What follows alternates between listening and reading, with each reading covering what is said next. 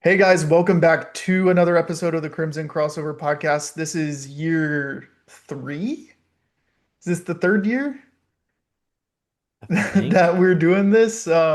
Excited to be back. This is our preseason podcast of sorts. We'll have one closer to, when the season actually starts, but we kind of just wanted to jump on here, talk about a few things. I'm Christian Sykes, for those of you who don't know, joined as always by Charles Branch and Joey Blackwell. Um, in addition to that, we announced this on the on the podcast Twitter page. Michael Harper, you know, uh, New Hope High School football coach. He's also previously coached basketball at the high school level. Will be joining us as the fourth host, probably November, December, once his football season's up. Excited to have Michael on the pod as a guy that has a lot of knowledge of the game, whereas we're a little bit of the talking heads. So, um, Charles, Joey, how was your summer? How have you guys been? It's been, I think, 2 or 3 months. it's been a weird summer, and I was just talking to one of my coworkers the other day and saying how it simultaneously feels like it's May, but also it's November. In that I feel like this summer has blinked and it's gone by, but then I feel like it also, knock on wood, I feel like it never really got hot enough to really feel like it was summer, like middle of summer. But no, rather uneventful. A lot of good basketball stuff to talk about today, though, and I'm really, really looking forward to getting into it and getting into what's sure to be a very fun season. Yeah, it's summer was great. Excited to be getting closer to basketball season. It seems like it's been a lot quieter off season than last year, which is maybe how I like Alabama basketball. That I want there to be good expectations. I want there to be expectations of Final Four and national championship. But sometimes I think with this program and where it is, and maybe just Alabama basketball in general, it's a little bit better for the team to fly under the radar and not have those expectations. I do feel like, this is a team that's going to have a lot to prove. And I think it's got a lot of players that have something to prove and want to prove something. So I'm very excited for, these first couple exhibition games and when we get into yet another gauntlet of a non-conference schedule, just to see what this team will be. Um, but as we know, like as long as Nate Oates is going to be there, like we know this team is going to be competitive. They're going to find ways to win. They're going to continue to work. And obviously, we've got a new face on the coaching staff as well that we'll dive into a little bit. But yeah, we're, probably a month away from our first exhibition game and a month and a half from first game against North Dakota, so it's quickly approaching. Yeah, and we'll get into the head coach or the not the head coach, the assistant coaching with Chris Fleming and maybe what he brings as a dynamic for the staff in a minute. I think the first thing that probably the most important thing that we should probably talk about is a non-conference schedule, right? You look at Alabama and historically under Nate Oates, Alabama has played a very difficult non-conference schedule, and this year is no exception. You play Purdue, you play Illinois, you play in the Players era. You go to Madison Square Garden, you play St. John's. You have the uh, with the ACC SEC Challenge. Where are we? Who are we playing? Is it Clemson again? Hosting Clemson. Yeah, playing Clemson again for like seems like the fifth year in a row um, that Alabama's played Clemson. And then you have some, play Kennesaw State, you play USF with Coach Brian Hodgson. And did we play Arkansas State this year too? No, we play UTSA with Jason Klon. UTSA, yeah. So a lot of mixture, and North Dakota is another team that we play. So and yeah, wait, and McNeese, don't No, we? not this year. Oh, that was a rumor that we were going to play McNeese, but we never did. A lot of mixed bag, but ultimately it's a game. It's a year where I think every single year that we look at the non-conference schedule, it's Alabama's playing the toughest non-conference schedule that I've ever seen, and it every single year it gets worse and worse. And I feel like at this point we're a broken record where February is going to come around and we're going to be like, dang, we really wish that we didn't have that super hard non-conference schedule, and then next year is going to come back and we're going to be playing a more difficult non-conference schedule. I mean, schedule the 85, 86 Bulls at this point. I mean, I don't even know. What are your guys' thoughts on the non-conference schedule? the roster turnover in relation to maybe the beginning of season success with getting the pieces to gel together? Well, last season's conference schedule was tough, but at least when you started out, you had, I remember we talked about it, you had a little bit of a buildup. You started out with UNC Asheville, you had Arkansas State, then McNeese, but then then of course you had Purdue, and then you had the CM Newton Classic Perry's Letter Festival. But by the time you got to that Purdue game, you'd kind of had those steps to move up as far as level of competition. This year, you do not have that at all. You start out with North Dakota in a game that was quite an interesting one last year. But then immediately you're in Queens, New York playing St. John's. You have Purdue, you have Illinois, Players Era Festival, which is a really, really loaded field this year. Of course, Bama playing Gonzaga and UNLV. But then you think, okay, well, when is the break? When does the break come? And it never really comes because then you have, like you said, Clemson, UTSA, Arizona, South Florida. Um, you finally get a little bit of a break with Yale at the very end there. You have Kennesaw State too, but it really just never lets up. And then of course you start SEC play with Kentucky, so it really just never lets up the entire way. It's a bunch of exciting matchups. It's going to be a lot of must-watch basketball, even if you're not an Alabama fan. These are going to be marquee games and marquee matchups. Um, we might, depending on how things go, we might be a little beat up. We might, be ranked number one after it's all said and done if we do well. It's just going to really, it's going to be a lot of fun, but there's probably going to be some bruises. We'll see. Ken Palm is not updated yet for this basketball season, so I was using Bart Torvik's metrics. North Dakota comes in, considers the 330th best team in college basketball. And then you only have two teams that are triple digits that you play the rest of the non-conference schedule. 136 in Texas San Antonio, coached by a former assistant in Jason Claunch. So he knows the system that we're going to try to run. As we saw last year against Brian Hodgson, that can be very challenging. And the other team that's triple digits is Kennesaw State at 114 against another assistant, an Alabama legend, in Antoine Petway. And that game's in Huntsville. And if I remember correctly, that game is December 21st. So I believe it is before the Christmas break, which I'm always very skittish about before Christmas games, that last game before Christmas break, because that's an opportunity where guys start looking ahead to having a few days off. As we know, we will have been through the gauntlet of this schedule. And so, we know the type of guy that Antoine Petway is, and we know he's a good coach. And I can imagine you're gonna have a lot of players that always want to play for Antoine Petway. So to go into Huntsville and somehow get a win against Alabama, depending on whatever we've done to that point, if we don't show up ready to play, like that could be a surprise game. That's not my expectation, but it's basketball. We've seen crazier upsets, than Kennesaw State potentially knocking us off. So there's really not a spot in this schedule to ever get any type of footing of who you are. You will always be learning, I think, something new about this team, and we'll probably have some growing pains with this team. Even look, our players era opponents. Gonzaga, everybody knows Gonzaga. And of course, the players era is out in Las Vegas. You're going to have a lot more Gonzaga fans that would be at that game than you're probably going to have Alabama fans. You're definitely going to have more UNLV fans at game two than you're going to have Alabama fans. And we're still going to have to play another top team for our third game, whatever that shakes out. Win or lose both of those games, you're going to have to play a top team because that tournament has brought in top competition. So I think it's important when you have the opportunities like the game against Purdue, which will be extremely tough. Purdue's bringing back a lot of talent. They've got very experienced guards.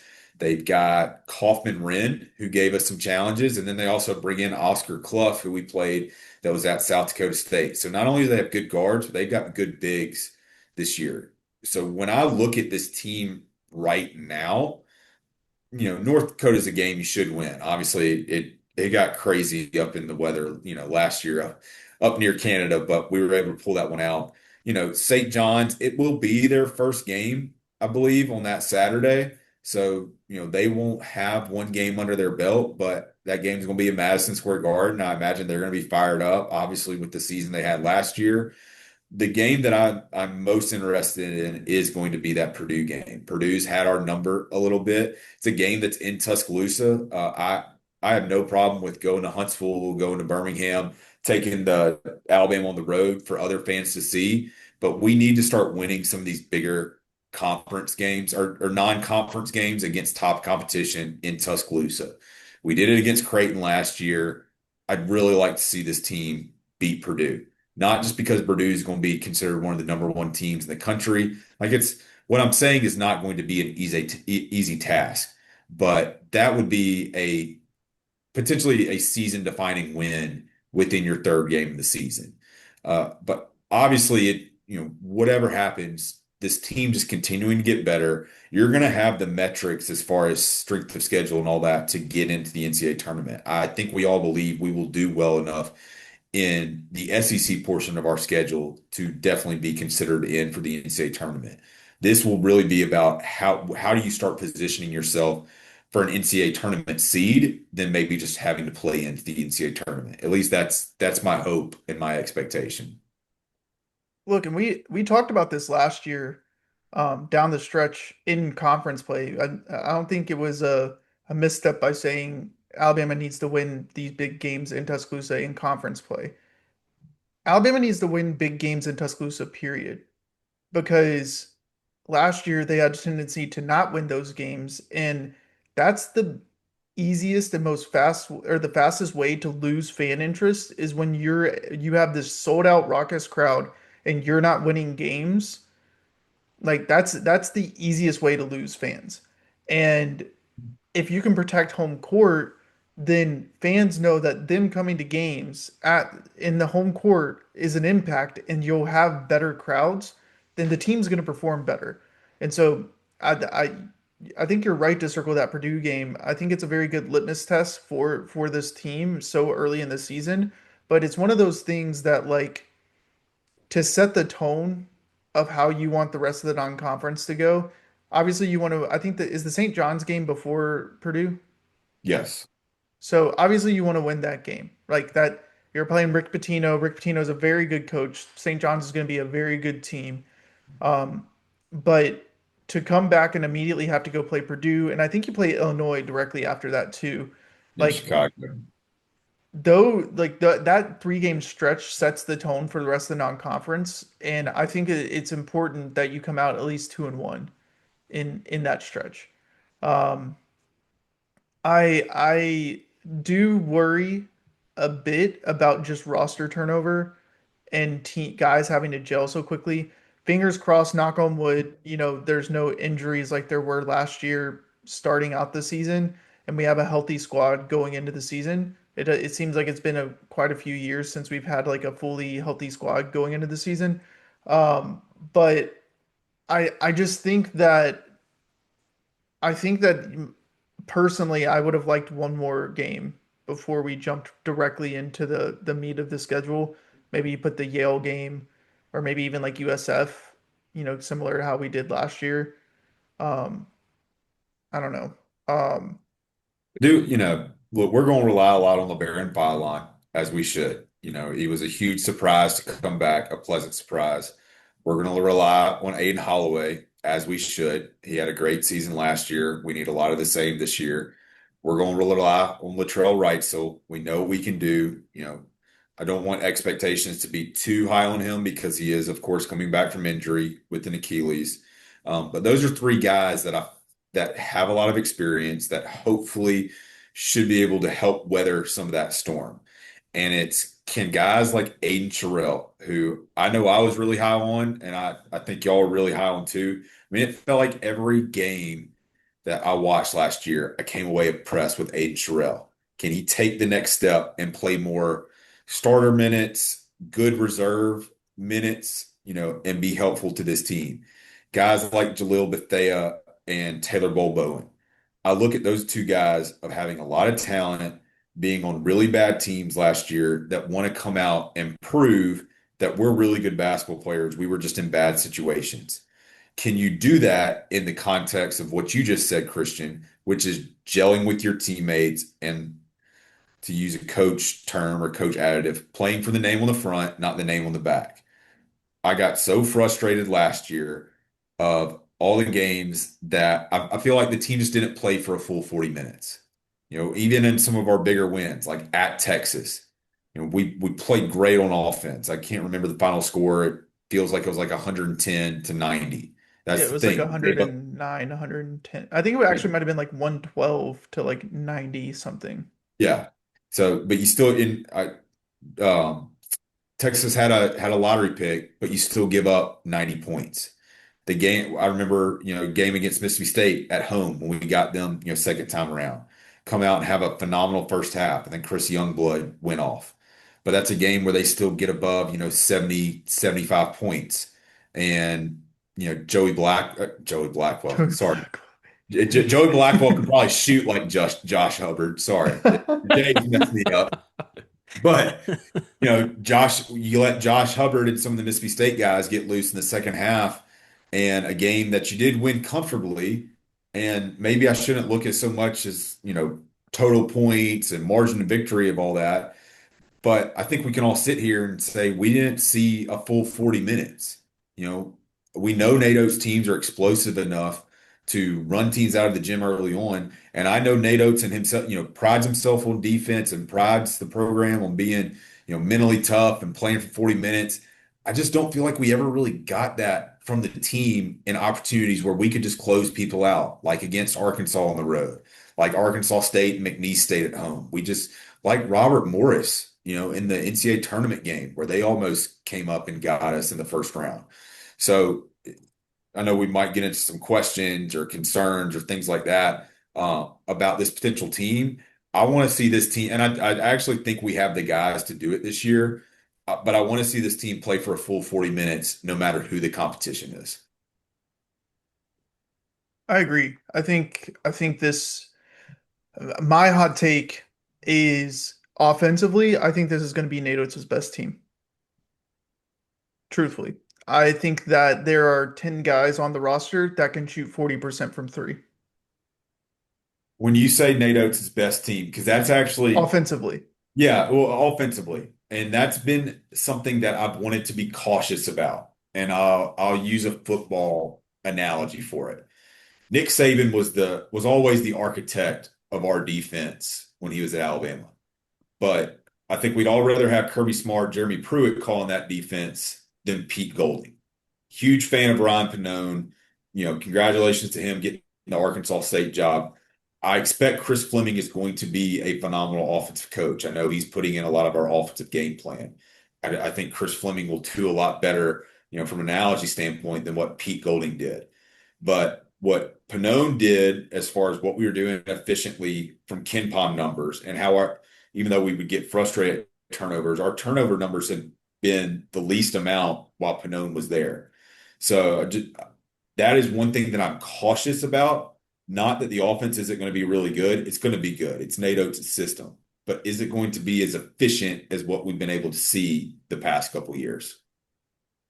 I so I think this is a great segue into probably some of our points that we were going to talk about, especially with Chris Fleming.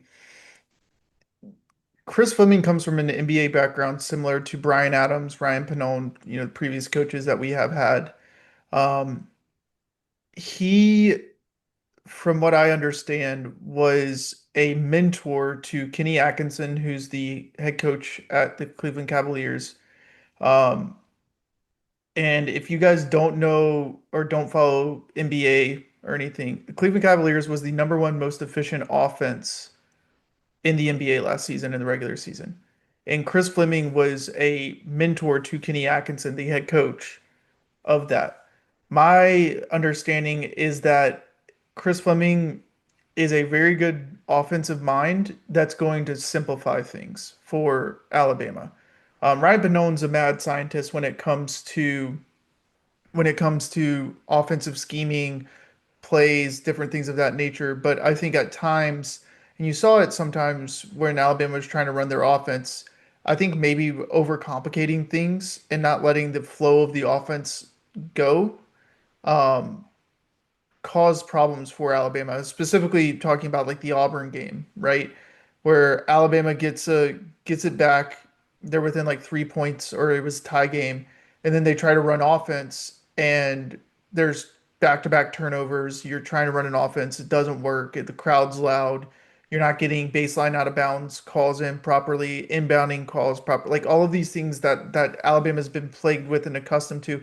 I'm not attributing that specifically to Ryan Pannone, but when you play in such a sophisticated system, it creates those things. It makes that a bigger likelihood of things to happen because of the complexity of the system. And so I think Chris Fleming coming in and being able to simplify what Ryan Pannone did, not take away from it, just take what he did and simplify it, is only going to enhance the Alabama offense. And then on top of that, I don't think we've had a team that is capable from shooting this good from three under Nate Oates. Houston Millett was a guy that hasn't really been mentioned a lot in this offseason. I think he is going to be a threat from deep this year. I think he's one of the best, if not the best shooter on the team. And for him to be able to come off the bench and provide shooting for this team is going to be crucial. Taylor Bowen shot 40% from three coming in from Florida State. The volume wasn't that much, but it was about the same volume as Grant Nelson had last year. Grant Nelson shot, I think, like 26% from three, and Taylor Bowen, I think, shot 41% from three. Um, Keaton Bristow is another guy that can shoot it from deep. I think it was a plus 30% shooter. Aiden Holloway, obviously, we know what he does. LeBaron Philon, if he can take a step, shoot in the mid 30s, he's another person. Jalil Bethia, another guy that shot 40% from three, or that can shoot 40% from three. Aiden Terrell can shoot high 30% from three. Like Noah Don't forget, Williamson don't can. don't forget Trelly. Yeah, exactly. Latrell Wrightsell, like these are all of the people that can shoot 30+% from three for this team. And if we're simplifying the offense and allowing guys to get out and run and play with tempo, play with pace, I don't see why this couldn't be the most offensively efficient team under Nate Oates. Yeah, I do think from an offensive perspective, there are some similarities to maybe what we had in the 2020-2021 season, really before Jordan Bruner got hurt, that you can spread everybody behind the arc and they're a threat.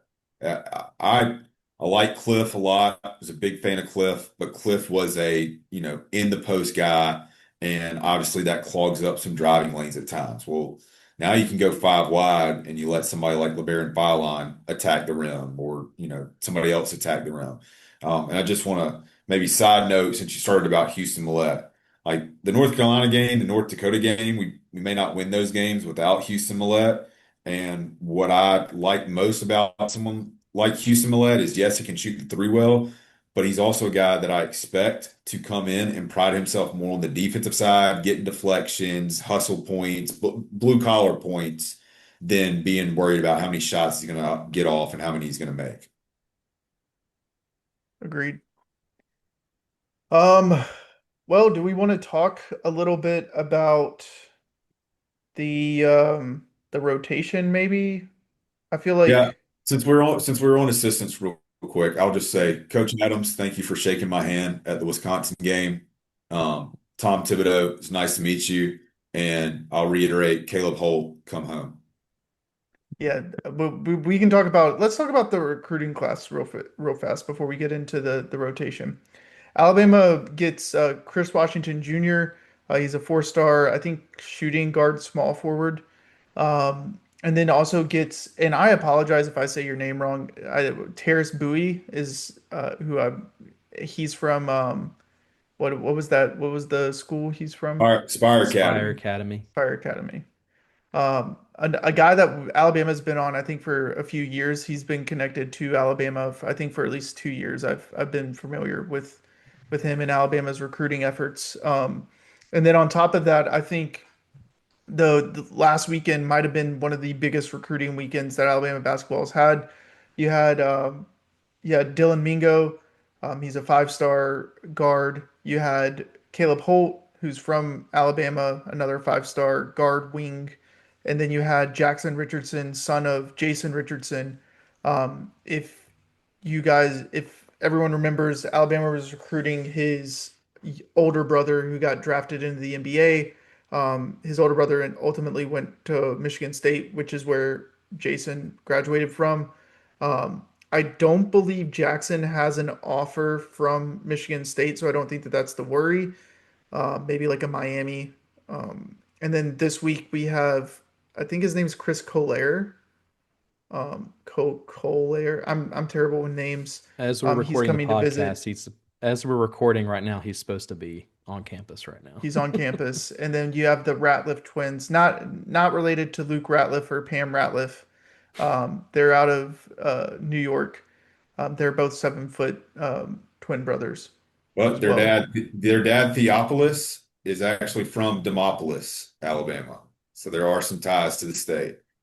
And it's not because their last name's Ratliff and Luke Ratliff is their cousin or anything like that. I will preface that that's not a thing, even though I wish.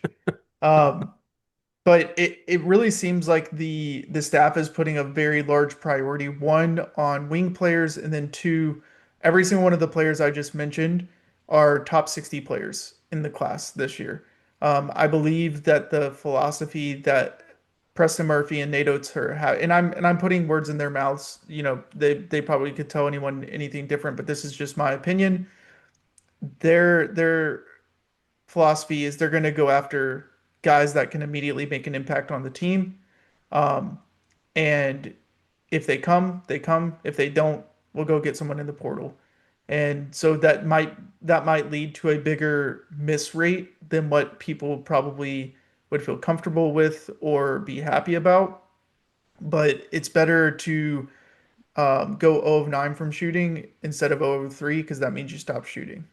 So at least the coaching staff is shooting their shot and you know, trying to get the best players into the system. And like I said, if they don't get someone or a position of need, they'll just go to the portal and grab some people. Well, I think Chris Washington was a perfect first commit for Alabama in that he's the kind of guy that you can build a class around.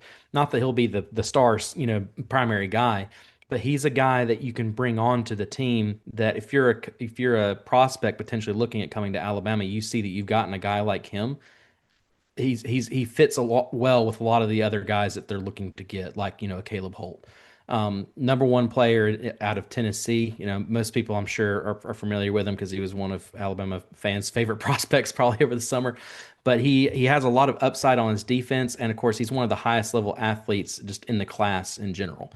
So I think that he's a perfect that you want to get early to have a commitment because you can kind of slowly but surely kind of start attracting other guys because of a get like him. Well, Yeah. I think I might be wrong about this. I think he went to the same high school Brandon Miller went to. I think when he committed, he said, I'm Brandon Miller 2.0. I mean, he's Yeah. Yeah, 6'8", he's almost 200 pounds. He's from the state of Tennessee.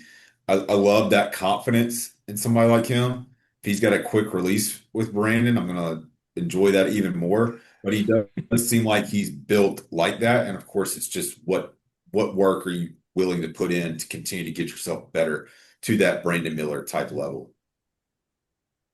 Well, and I won't mention any names that might get me in trouble, but it seems like the staff is really good at evaluating freshmen and players, regardless of their ranking. So I think we all should give everyone a fair shake as far as, when they're coming on campus. And I'll just mention about Bowie real quick because I've actually been to the Spire Academy before, been up there several times.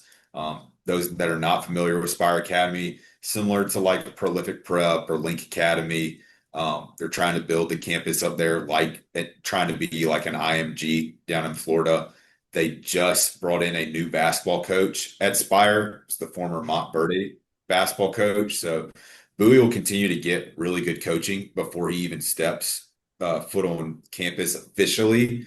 at Alabama. So he will be a guy that comes in that he will be ready to play, in my opinion, from the mental standpoint. Like he's going to be coached really well. And he's going to play a lot of high level competition. So I'm excited about the opportunity for him. I just get another mention about Spire. That's where one of the balls played. The 7'8" kid from Florida was at Spire Academy. So there is basketball talent that's coming out of Spire. They've got some good things going on up there.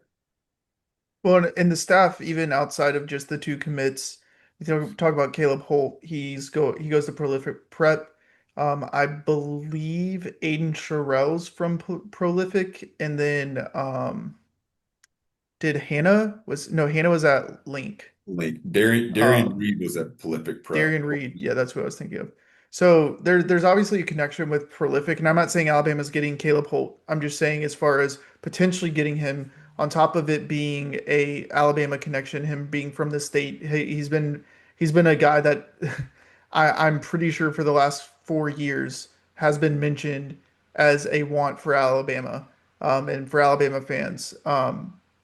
And for him to go from his high school in Georgia, which he transferred to, I think, due to NIL, to Prolific this season, similar to kind of what LeBaron Philon did, going from his school in Mobile to Link Academy to make sure that he's getting the proper coaching. Um, oh yeah, and Aiden Holloway also went to Prolific. So, like I think that bodes well for Alabama. And I think that he's a guy that can be a high impact guy that is going to be a fan favorite when you talk about we're talking about this new era of transfer portal and having guys from the state because it means something to them, like LeBaron Philon playing in Alabama for the home state team because it means something to him. I think Holt's the next line of that guy when LP ultimately leaves for the league, I believe this year. Like I think Caleb Holt's going to come in and want to play for the name on the front of your jersey instead of the name on your back of your jersey. Yeah, when we have opportunities to keep, even though it's going to other academies, other places, when they've started out in state, it's important to try to keep guys like Caleb Holt in state. Yeah. So I think last thing we'll talk, or two more things we'll talk about. Let's talk about the rotation and just maybe how we kind of see that shaking out. I know it's really early to do anything like that because we haven't seen an exhibition game. We haven't seen really much practice footage of this team. There's a lot of new pieces, a lot of guys coming off injury like Latrell Wrightsell and Houston Millette. Like there's a lot of, I guess, moving parts within this team. But if I were to have to assign a starting lineup, I would have LeBaron at the one, I would have Jaleel Bethia at the two, someone at the three. There's been rumors of Amari Allen playing particularly well in the offseason. Maybe you put Houston Millette there. Maybe you go three guards and you put Jaleel at the three and you bring Trelly in. Like there's a lot of dynamic things that you can do with kind of that 2-3 spot. Um, and then I think four is pretty solidly going to be Taylor Bowen. And then the five, I think I'm pretty confident in saying that's Aiden Sherrell. So really, like, I feel like as far as the starting lineup is concerned, your only really big question mark of who is starting where is that like 2-3 spot. I mean, it could be Aiden Holloway, but I think Aiden personally does better coming off the bench as a six-man secondary ball handler than starting. But I mean, I'm not a coach, and I'm just a guy talking about basketball. So what do I know? What are your guys' thoughts on that? Yeah, I've always been a big proponent of if you're a guy that's successful off the bench, at some point, like in a new season, get a shot at starting. But we saw it with Jared Stevenson. I think we saw it with Mohamed Diabate. I think we saw it with Javon Quinterly for a lot of his career. Yeah, we saw it for Rylan Griffin at times too. That certain guys, if they start on the bench, doesn't mean they're not going to play starter minutes, but maybe just like having that change of pace is a little bit better for them and the team. So when we're sitting here talking about should Aiden Holloway start, should Trelly start, it's not a bad situation to be in, but I do think where you have, all the data from last year of how well Aiden Holloway played coming off the bench, and we've seen Latrell Wrightsell be a starter for a lot of his career at Alabama. It just feels like it should be a natural fit that would be the potential rotation, at least to start games from the guard perspective. Yeah, I think when we're talking about six man, we've talked several times tonight about playing for the name on the front of the jersey instead of the back. Millette kind of fits that prototype perfectly. He's the kind of guy, like you said, that play for the name on the front of the jersey, but also he's a glue guy. We saw that last year, even when he was hurt, he played that role on the bench while he wasn't even going to be able to play. He wants to be a future coach, and you can kind of see that, over there on the side. So I think, as far as six mans go, I think Millette kind of just automatically kind of slides into that role. Um, I agree with you, Christian. I have LP at starting, and Holloway could still potentially start at the two. I think he'll probably more so rotate with LP, but we could see him at the two. Trelly, you could see him at the two or potentially the three. I think you're exactly right, though. I think Bull Bowen is definitely locked down the four. The three is kind of it all depends on, does Oates want to go big or does he want to go small? Really, and we'll see that as we get closer to the season who fits in there. And of course, at the five, you have Aiden Sherrill. I'm interested to watch Noah Williamson just to see how he plays, just because he's 7 foot tall.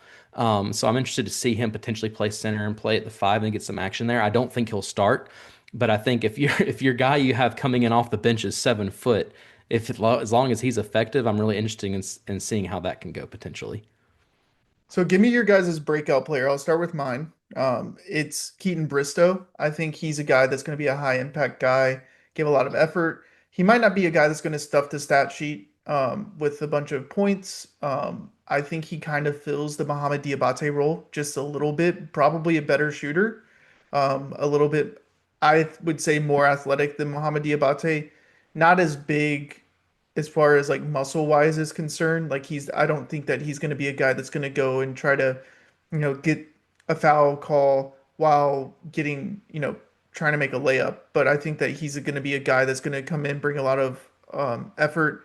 He's going to be a high blue collar point guy. But that's kind of the guy I'm looking for as far as like maybe a off the radar breakout player for this team this year. What about you guys? Uh, does Aiden Sherrill, if he has a good season, would that count as a breakout year for him? Just because Yes. my question about that is, obviously people like us were well versed in him, but he's kind of my pick. Just because when people think of last year and they think of Alabama's best defenders, they probably think of course, Grant. They think of Mo. They think of Cliff, off the top of their head. But people forget that Aiden Sherrill was actually fourth on the team in defensive rating last year. I mean, he was right there with them. I think when Alabama fans watch Alabama, they really focus on that high level offense. And so that's why Sherrill can kind of fall into the back a little bit. But his defensive play was fantastic. He still shot 33% from the perimeter last year. He was also one of the best at converting in the paint. I think he was around 67% from the post. So I think he has potential to really make an impact early on this year. And I think by the end of conference play, there's not an Alabama basketball fan that won't be very familiar with his game this year. I'm having a hard time picking somebody because I feel like I can look at everybody and outside just team goals, that there's motivation that this guy could be a lot better than what he was last year. Maybe two guys in particular, going back to Jalil Bethea and Taylor Bowen, like guys that were on really bad ACC teams. But the staff have obviously seen that there's talent in those guys and a lot of ability. And so they could be guys that were breakout guys like Aiden Holloway last year. But Joey, I like your point as well too. Like Aiden Sherrill being a guy that can consistently give you 20 minutes a game and is getting, 6 rebounds and is making, 30 to 35% from three and can be kind of that anchor defensively. Like maybe he doesn't have to be the scorer because you got Phylon and Trelly and Holloway and guys like that, but be that rim protector, that game changer, shot changer that Charles Bediako was. That you don't always see it in the stat sheet, but the jump that he made from freshman year to sophomore year made helped make that team what it was as far as being a number one national overall seed. And so I'm trying not to cop out, but there's so many guys. That's what I like about this team. There's so many guys that I feel like have breakout potential. And it's not just the ball having to bounce. I mean, yeah, the ball's got to bounce their way, but it's not just like luck of the draw that somebody's going to be a breakout. It's just a lucky thing that this guy's a breakout player. Like he's got the motivation, he's got the skill set, he's got the ability to be a breakout player. And so that may, from a team perspective, that may mean we have a really high ceiling, but we also have a really low floor as well. Now, again, the person who raises that floor is Nate Oates and this coaching staff. But I'm sorry, I'm having a hard time narrowing in on just like one breakout player as of right now. No, when you talked about this, team has a really high ceiling and a really low floor, I could just hear the stadium announcer. This is Alabama basketball. Like it just feels like that's the case quite often. I think of that, and I think of the 21-22 team that beat Gonzaga, who was like Ken Palm number one, and then Hmm. lost to Georgia, that was like Ken Palm 322. Like could beat the top, but also could lose to the bottom. That year we also In lost. Seattle, by the way. Was that the Georgia team that only won one game, and it was Yes, us? Yeah. And then they yeah, and also, I think the next week they went and beat Baylor. yes, The and very next week. also lost to Missouri before Yeah, Gates got there, and really should have lost twice to Missouri. yeah. That's when we came out in zone and they hit all those threes and all that. But Yeah, yeah, for that was everyone that says for Alabama to play zone, go turn on that Missouri tape and then ask Alabama to play zone again. Because I think people forget about that game, truthfully. Like Hey, I'll that. I'll t sorry, go ahead.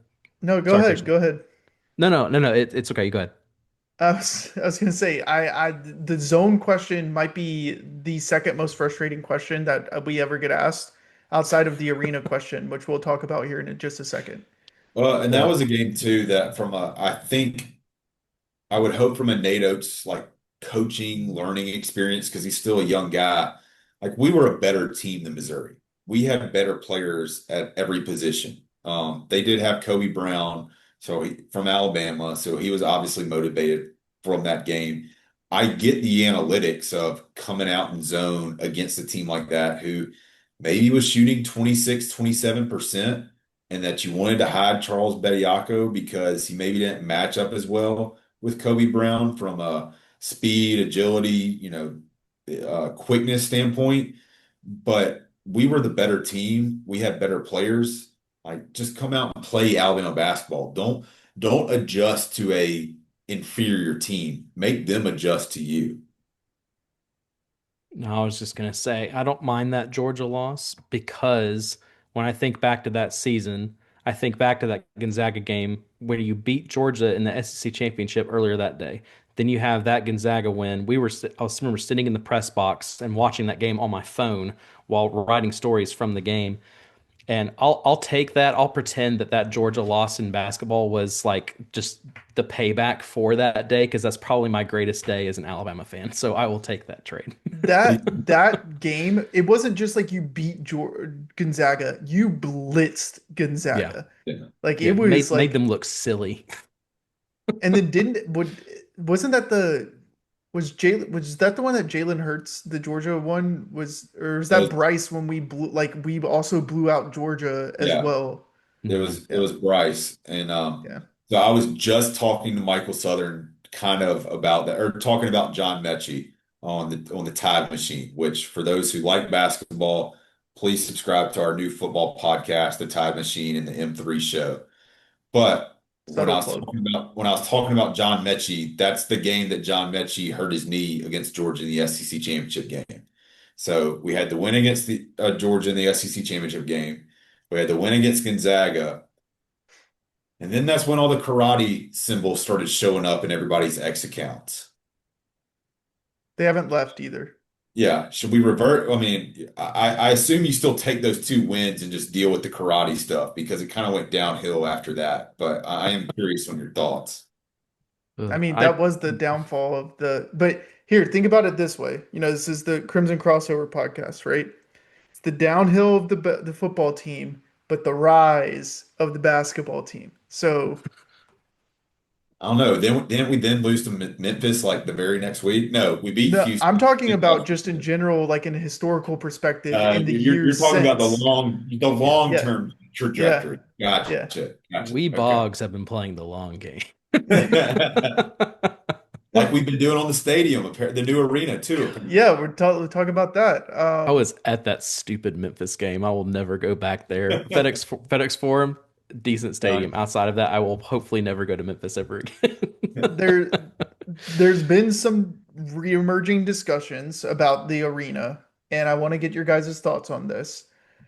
Um, the discussion I think now is arena size.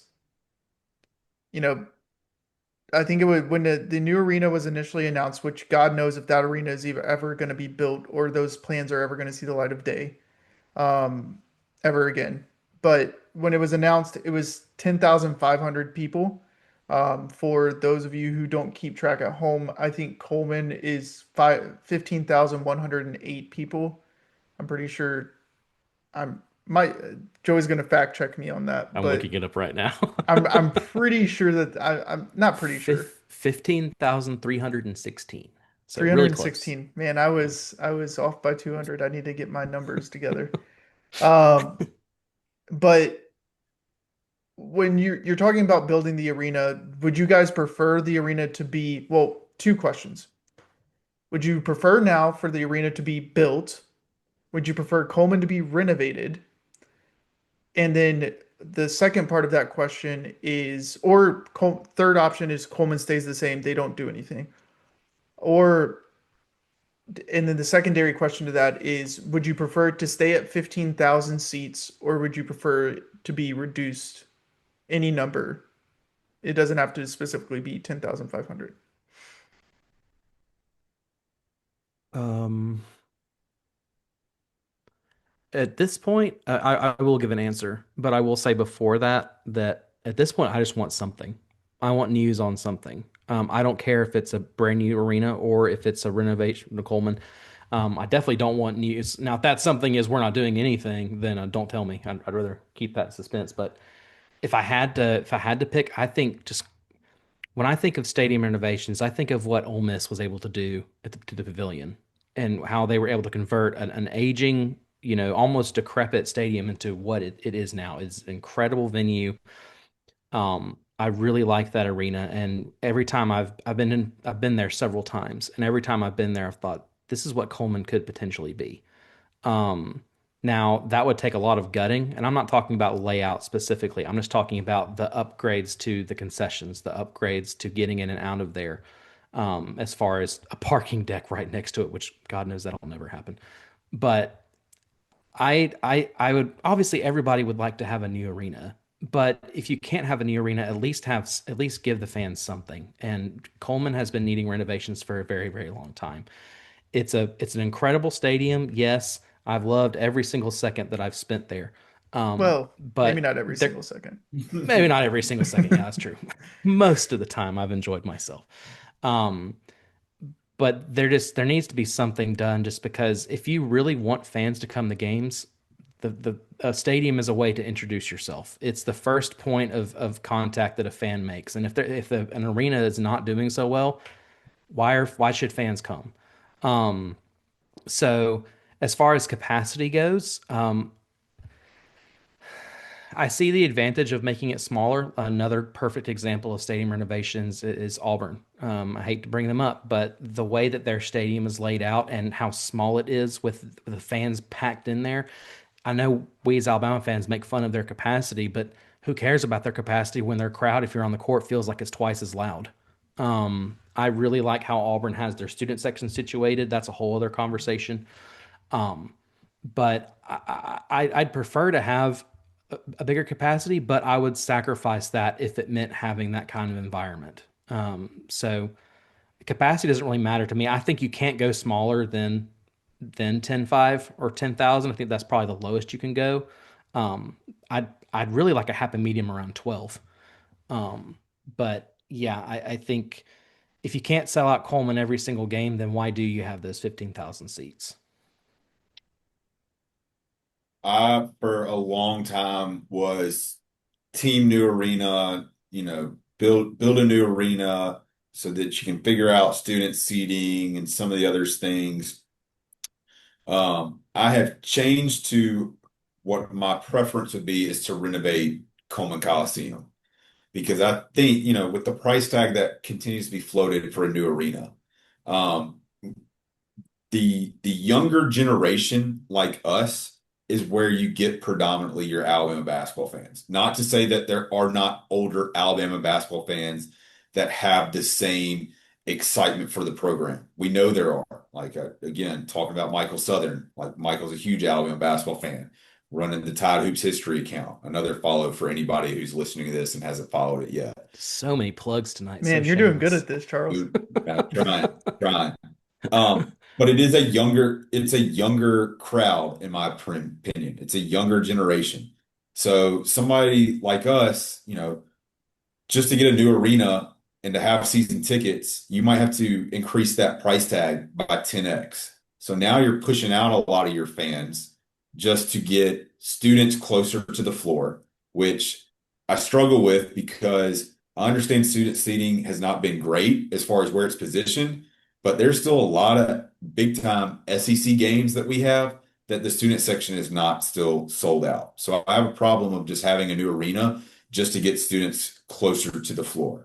And I think there's a way because I had the opportunity to go to the O'Connell Center in Florida 2 years ago that if it's about premium boxes or suites or whatever it may be, I think there's ways to renovate Coleman Coliseum to bring it down to, a 12.5 or a 13,000 number, or maybe even lower, and give people those opportunities where they want the premium experience, but that you don't have to push out your fans that you're going to count on every night to drive from Birmingham on a Tuesday or a Wednesday night at either 6 or 8 o'clock. So I'd really like for them to find a way to make it work at Coleman Coliseum. If they are going to bring it down as far as numbers, part of that too is can you bring the Coleman Coliseum, roof down to capture the noise? I don't even know if that's possible. I'm not an architect. I'm not going to pretend that I know if that's possible or not. Um, but I still think, and Christian was with me. It's a phenomenal experience. Even though the game didn't go the way we wanted, being at the Alabama-Auburn game for what it was last year was a phenomenal experience prior to the game starting. I mean, it still blows Even my during the game, it was yeah. still No, I mean, it still blows my mind that, walking down to the concourse 10 minutes before, and I feel like Alabama's basketball has had historically late arriving crowds. But there was Mhm. nobody in the ticket line with 10 minutes left on the clock before they threw the ball up or before they even started national anthem because people wanted to be there for that game. And it made it, even cooler to see everybody in their seats ready to go. And that's your 15,316 that Joey just shared with us. So, that's what the program is building to. And I understand you're not going to get that for every game. Um, but ultimately my answer is find a way to make it work in Coleman. And I do think there is a way to do it. I'm hoping there's a way to do it because I think if you build a new arena, even for the cheapest tickets, you're going to push out a lot of people that are your diehard Alabama basketball fans. And then you're going to run into another issue potentially. And as much as I love Nate Oates being our basketball coach, and I know y'all are the same, like there's going to be a point where Nate Oates retires, goes something else. I hope it's 20, 25 years from now. And maybe at that point, like I won't care as much because they'll already won us a couple of national championships. And that'll couple also, 20 years, at least 10. well, and it'll be 20, 25 years. So it'll already be time for, having another, we need a new arena conversation. They're going to have But two NATO statues out in front, yeah, not just one. There are two because they can't put all the championships in front of each one. Exactly. um, And this may go into a little bit of what I sent y'all this morning about Buzz Williams and why he always leaves after the sixth year. Because after the seventh year, if you built the program up, they forget about where it was and they don't appreciate what you do, in the years following.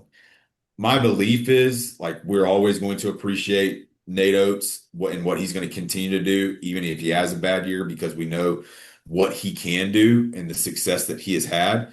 But look, this success that we are experiencing, like our generation, our fans, forget the wimp stuff. Like this is all new to us.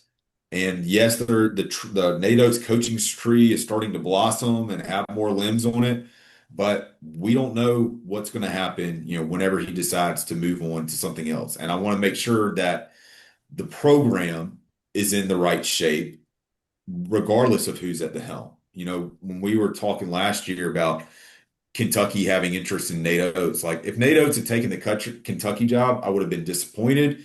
But I'm not going to throw away the 5 years to that point of what he had just given us in the Final Four run and all that. And I'm still going to show up to every Alabama basketball game that I can. So I know there's a lot of things that go into it. I know there's frustration, that the football program is getting this new renovation, another renovation to Bryant-Denny Stadium. But one other thing I'll add as far as why I like it being at Coleman, because when baseball season starts, there's a great opportunity. There is a crossover, I think, between basketball and baseball fans. Typically baseball fans are just Alabama fans in general for every sport. But you make it a lot easier on those early February weekends for somebody to catch a baseball game on Saturday and then go to Coleman Coliseum or vice versa.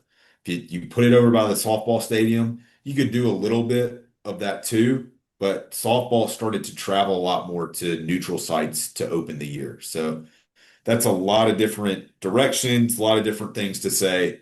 I'd like for them to find a way to renovate Coleman Coliseum. And another thing that we haven't really brought up and that neither of us brought up was, they're investing so much money in the new practice facility that's right next to it.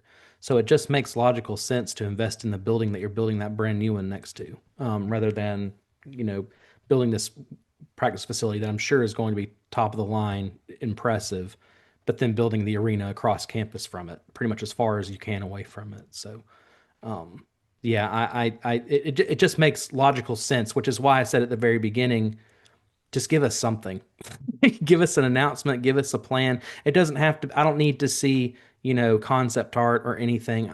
But I need something more than we're working on it, or we don't have enough money.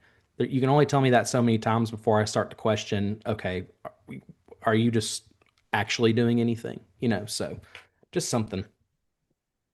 Well, my opinion on it, coming from a finance background and you constantly doing bids for services and being in like we've done stuff for the World Cup, we've done stuff for the Chargers, different things that I've worked on. Construction's not getting any cheaper.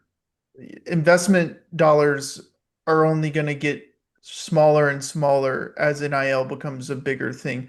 People don't realize this when we're talking about revenue share, and I'm about to go on a tangent for a for a minute.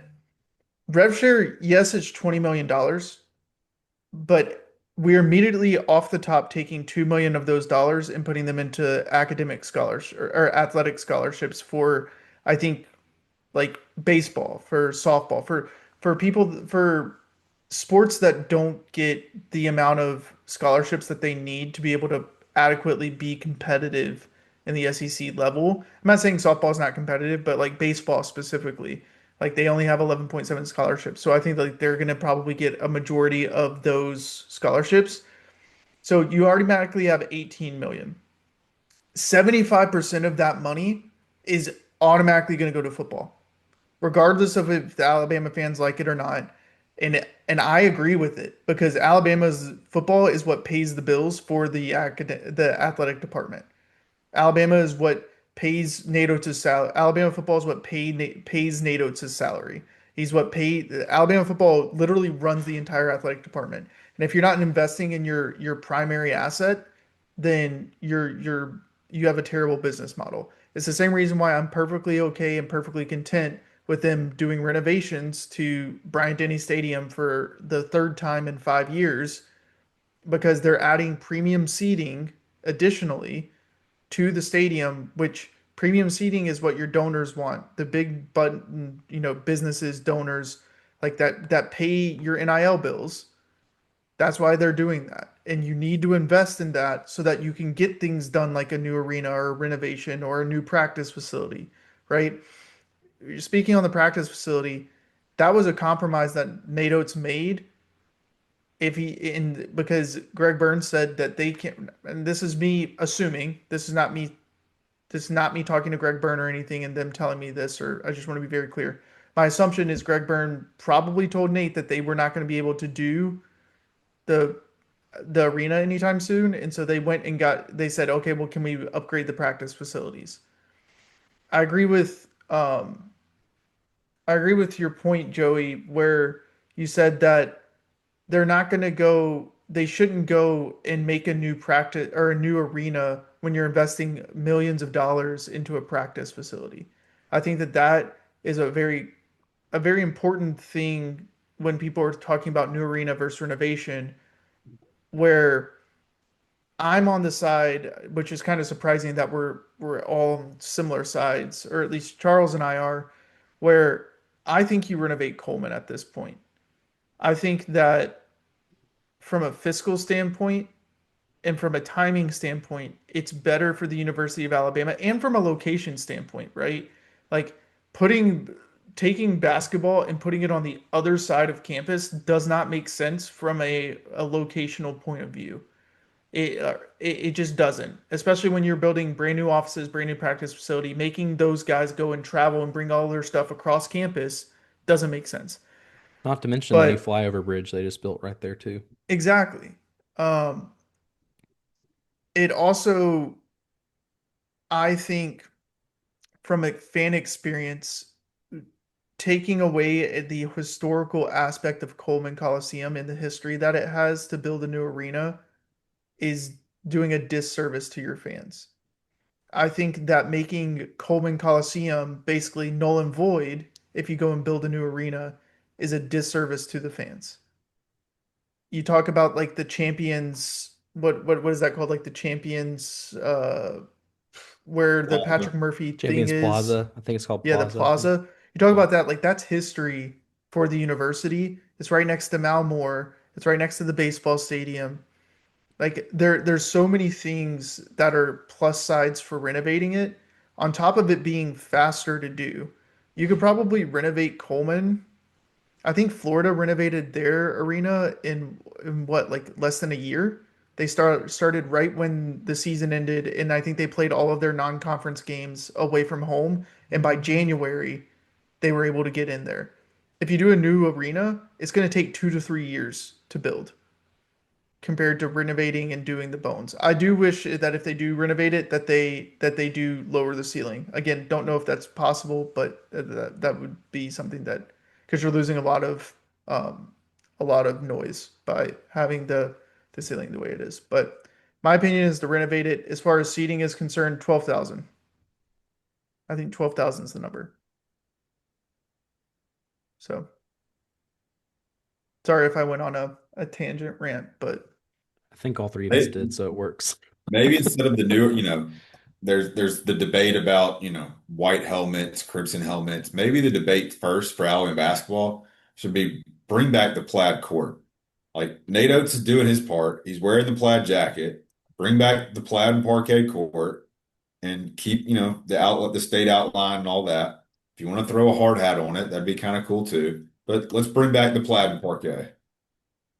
hey, I've been advocating for 2 years to do a plaid night, bring back Plaid Palace, but Look, I don't know why the band doesn't dress up in plaid jackets like they used to, but that's probably for another podcast where we can yeah, all air our grievances.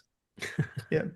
Um, Other than that, I was not expecting this to be an hour and a half podcast, but Yeah, we all it's needed to been catch up, so been a few minutes. As far as our schedule is concerned, we probably won't do one until like another podcast or something until after the exhibition games, which is in a month. Um, I think at that time maybe we do a space or a podcast. I don't care either way. Um, but I think that's kind of our next step because there's not really much to talk about. I think we just wanted to jump on here, kind of talk about what the recruiting was doing, with the season outlook, things of that nature. We'll get more in depth and better on schedule as the season goes along. I don't think we have any changes as far as our season schedule is concerned. We'll do the podcast. Those will come out on Tuesday. And then we'll have the post game spaces. I think that worked pretty well last season. As far as everything else in Crimson crossover, lots going on. We have the Tide Machine with Michael Southern and Charles Branch, which Charles is here, um, talking about Alabama football history. It's a great listen. It's generally between 30 to an hour long, depending on the intensity that Michael brings with his vast wealth of knowledge that he has on all things Alabama. He is the You historian. would you say? He is the historian. I've never seen anyone like him. His Um, 20 for 20 on the Alabama quarterback since 2000 was really impressive last week. you have the Tide Machine, you have the M3 show with Matthew Travis, Matt Careford, and Josh McMillan. That's just doing a weekly Alabama current day podcast on kind of what their thoughts are. You have Golf Adjacent with myself and Cannon Claycomb, um, just going through Cannon's life as a pro or trying to be pro golfer, as well as his thoughts on just different things in the world of golf that are happening, both collegiate and PGA. You have the Weekly Joe, which I think we'll have a fall podcast coming out with them here soon. And then obviously Crimson Crossover, which is the podcast you're listening to. We might have a few more podcasts down the works. Who knows? If anyone has any ideas on podcasts that they'd be interested in listening to, shoot me a DM. If it's a good idea and we think that it's something that we can produce, we'll find a host for it and we'll produce it. I think that the goal for Crimson Crossover and the Crimson Crossover Podcast Network is to give coverage and give podcasts for people that want to listen to things, whether that be softball, baseball, basketball, football, whatever it may be. Anything that you have ideas on, you can send them to me, and I'll vet them. See if it's feasible, and I'll edit everything and post everything as long as people are interested in listening to it. So, other than that, I think we're good to sign off. Excited for year 3 of the Crimson Crossover podcast, and we'll talk again soon. Roll Tide. Roll Tide. Roll Tide.